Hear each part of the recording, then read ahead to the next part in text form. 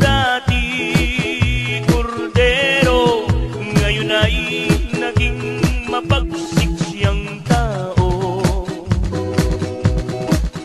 Kung ang mahal niyang bayan ang siyang pahihirapan, siya'y parang isang leyon na lalaban.